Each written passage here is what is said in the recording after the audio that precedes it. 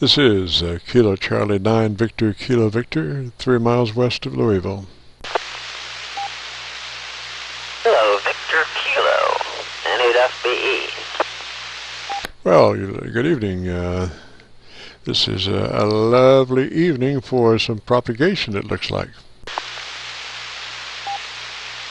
Yeah, for some strange reason, last couple of days, band openings have been, strange. It was just said just a little bit ago that 6 meters was open. I've got the radios that have that frequencies in it, but I've never talked 6 meters. I'm sure I could tune down to it, but I don't know. It's just one of those bands that, okay, if you start getting into it and the band switches really fast, it aggravates you. I don't like that aggravation. Over.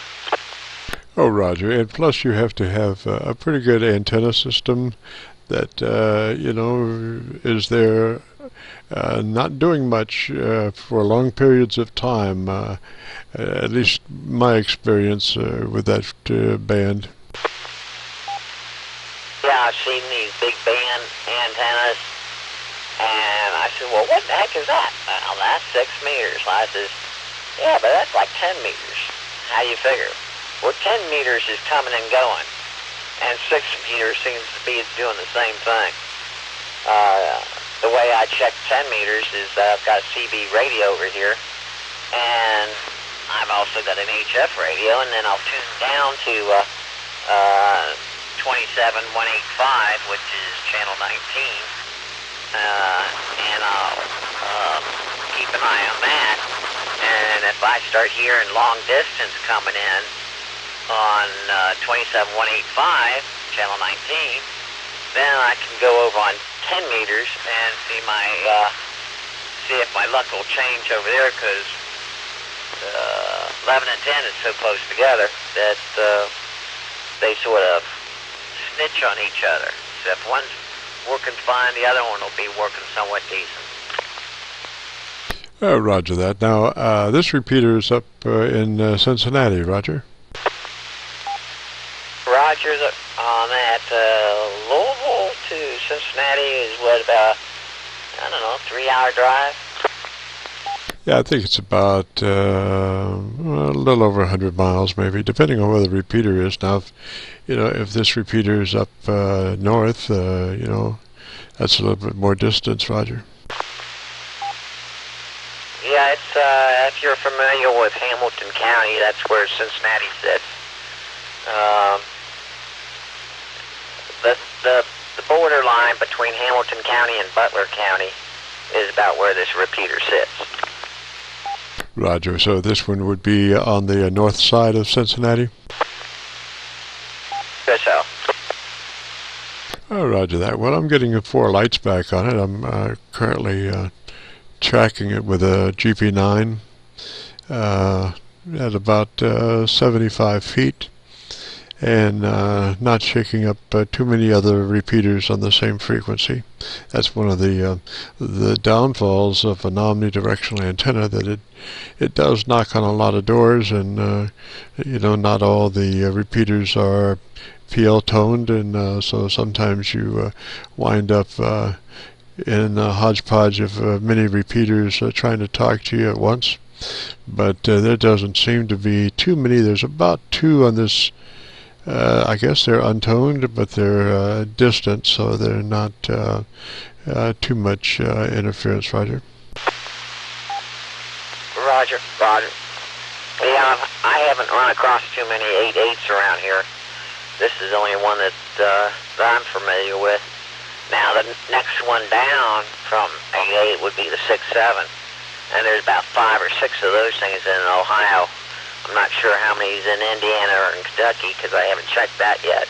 But we did check on the repeater directory, last year's repeater directory. There was about 6 of them. From Cleveland all the way down here, there's quite a few of the 146.670.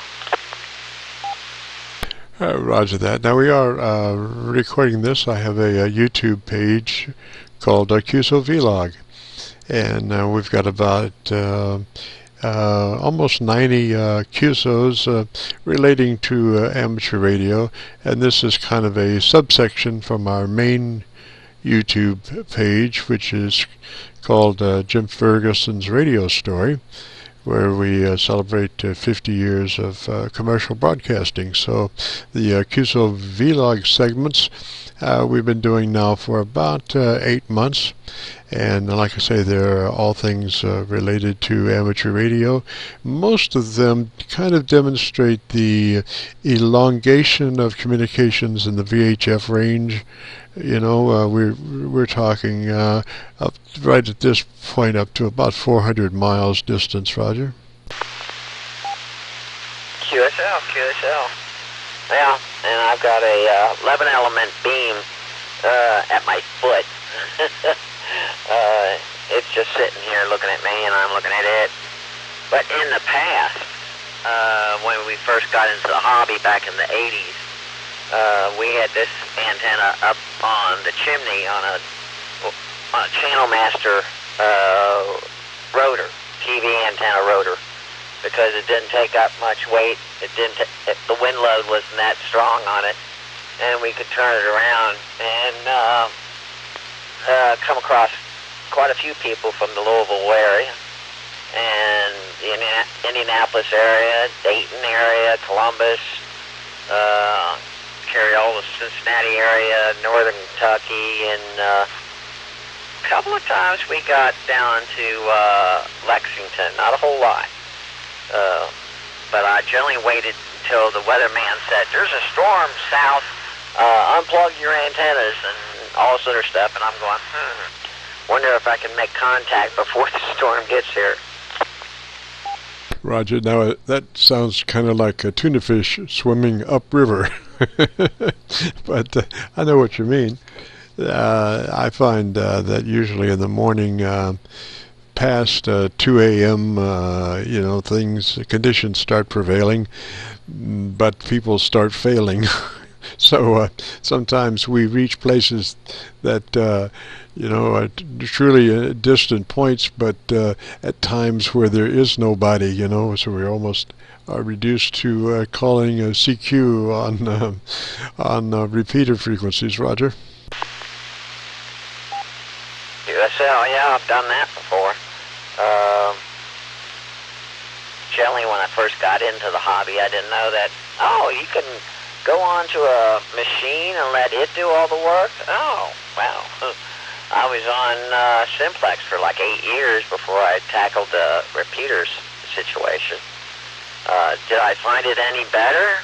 In certain circumstances it was better, but it was a lot easier jabbering all night on a Simplex frequency without being timed out. Even though a few people have made comment that I could time out Simplex. Well, you could time yourself out depending on what you have your radio set for. I know folks that have their radio set for 4 minutes, and the repeater is forgiving, and they're talking along, but they wind up timing themselves out. Yeah, I'm talking on a Yaesu 8800, and it will go up to 6 minutes, but I've had quite a few people that doesn't even have the first inclination of what a TOT on your menu of your radio.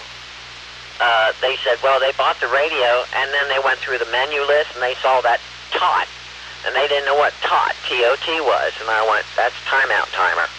And they said, what's that? And I went, well, let's give you a quick lesson on it. A timeout timer is a device that you set for your radio to do for your repeater. If you're on Simplex, it doesn't make any sense. But if you're doing a repeater, to keep the repeater from burning out, you put a timeout timer on it for your radio, and it tells you, it'll send off an alarm and tells you to, hey, stupid, unkey so the repeater can reset itself. Otherwise, it's going to time out. You're going to unkey, and there's nobody going to be there to talk to. I said, if you want to continue your conversation, you set your timeout timer just before the repeater times out. And most of them, factory set is at 3 minutes. So to keep from timing out, you put your radio on 2 minutes, and you're good to go. That's Roger there. This is KC9VKV. The name is Jim, Juliet, India, Mike, and like I said, we are located near Louisville, Kentucky, on the Indiana side, just across the river. And could you repeat your call sign there phonetically, slowly, please? Roger. It's November, number 8, Foxtrot, Bravo, Echo, or as in police officers might say, Nancy 8, Frank, Boy, Edward. I prefer to use the military one of November 8, Foxtrot, Bravo, Echo. And the name here is Dave, or David. Delta, Alpha, Victor, Echo. And I'm pretty much available on just about all frequencies on this radio. I don't talk too much on 440, but I listen on a whole bunch of places. I listen on HF, VHF, UHF. Well, I even listen to slow CW. I'm not really good on CW over 15. When it gets up around 25, 35, and even 65, I use a code reader so I can see what they're saying. Other than that, that's pretty much what I do. Over. Roger, Roger. You mean they have folks that send code at 65 words a minute? Yep. Most of them that are in the 30s and 40s, they cheat by using their computer. They type on the computer, and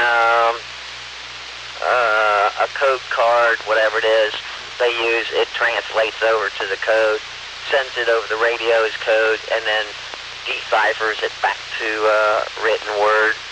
I've seen that at a lot of hamfests, and I've actually could tell who was doing what because I've got a code reader right here that if you send perfect code, it will write down exactly what you send.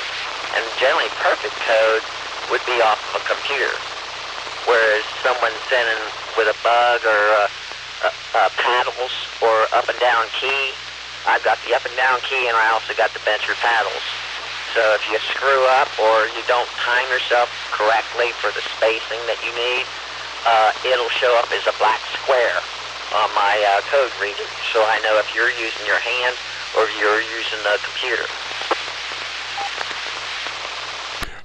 Roger that, Roger that. What is there a town, a smaller suburb that you would be in that I could reference this as opposed to 30 miles north of Cincy?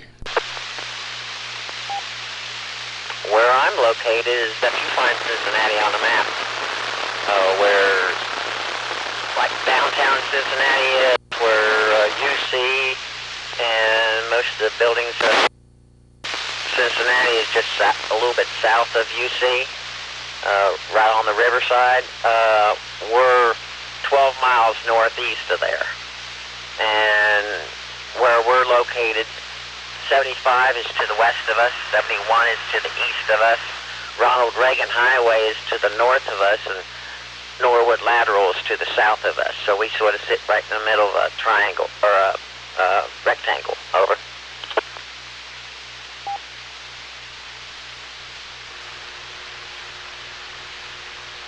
I was going to let the repeater drop, but it don't drop. I just I came off my GP9 Omni and went to my Stack 7s. I was getting some other repeater activity there, and so now I've got a more direct line to you with my Stack 7s. They're very directional, and so we're just barely now knocking on this repeater's door only, pretty much, Roger.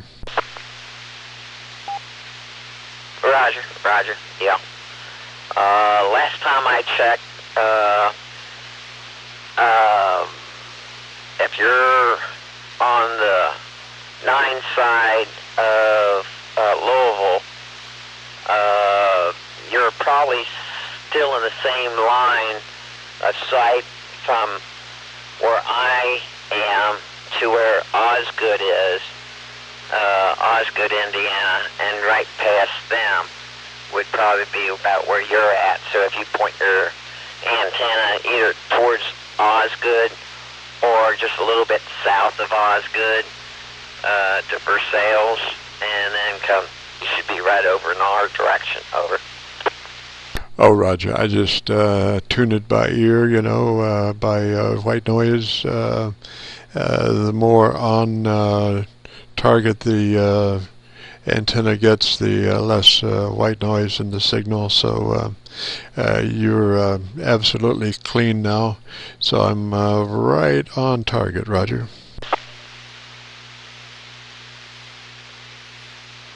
Roger. Yep. I was going to put my antenna up and point it that direction anyway, because I know somebody that lives over there in Osgood, and he's got quite a few antennas from 160 meters all the way down, and been over to his house several times discussing antennas, and I was thinking, well, there's still a couple antennas I haven't put up over here, but in due time, you might say. My next project is to put a tri-band copy stick up, and the other subject matter came up. How about putting up my 11-meter antenna? I said, yeah, I could put that thing back up, because I could also tune that to 10 meters if I need to. And I've got several vertical antennas I can use. I can put up some discone antennas, and then I can also put up a couple different types of dipoles, from G5 RVs to other straight type long wire dipoles. Over. Roger. Now that 11-meter antenna, would that be an Antron 99?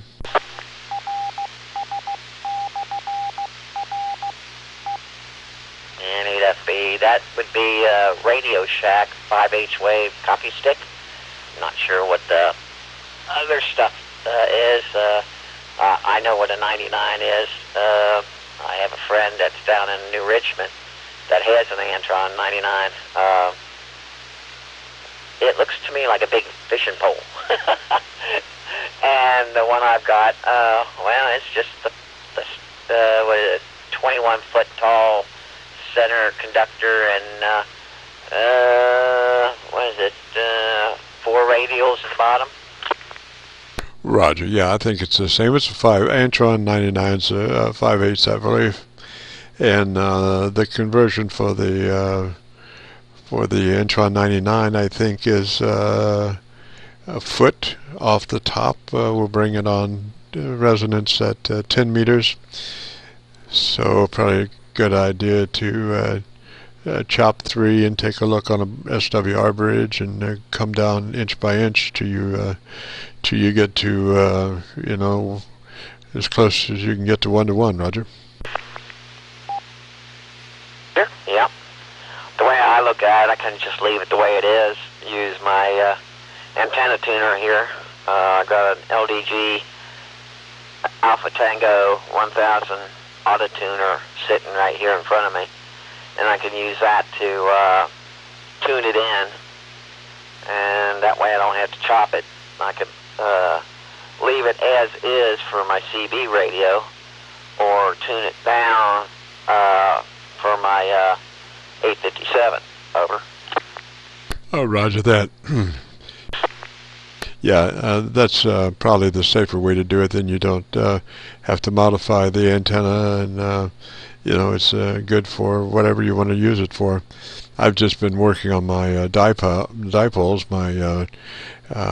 my 40, 20, and 15, working on a principle of using one side to reduce the SWR, and the other side to keep it on the frequency that I'm trying to operate it on, and just go back and forth, reducing the SWR on the one side, and keep going to getting the frequency that you want on the other side. And you can walk those right down. I've got 3 of them now that are right at 1.02 to 1, you know, really low SWR. QSO, because, roger on that. Yeah, when I got into the hobby in 1984, and I got an antenna, they said there's no way you can get anything lower than 1.5, and I started laughing at the guy. He looked at me, he says, you can't get it any lower, and I went, okay, well, this is what I'm going to do. My class said to get an antenna matched up without an antenna tuner, you just use your formula for whatever frequency you want to be talking on. Hopefully you only have one antenna per frequency. If you're going to have several frequencies, like one for 80, one for 40, one for 20, you might want to get an antenna tuner. If you're just going to go for one place only, 468 divided by the frequency in megahertz gives you a halfwave dipole, and that's what I used, and I got it down to a 1 to 1 to 1 to 1.1 to 1 SWR, standing wave ratio, and the guy says, you can't get that. I went, well, then come to my house and look for yourself. He said, what am I going to look for? And I said, I got an SWR bridge here, and you can tell me what the number is behind the orange dial. And he said, no, I take your word for it. And I said, no, you don't, because you just argued with me that I couldn't get it, and I did. Roger. Yeah, it gets kind of ticklish when you get below that 1.01 to 1. You don't want to be doing that on a rainy day, because the rain will shift it more than that, you know, depending obviously on what frequency. But when you're up around 15 meters and 20 meters, dampness can shift that SWR a little bit.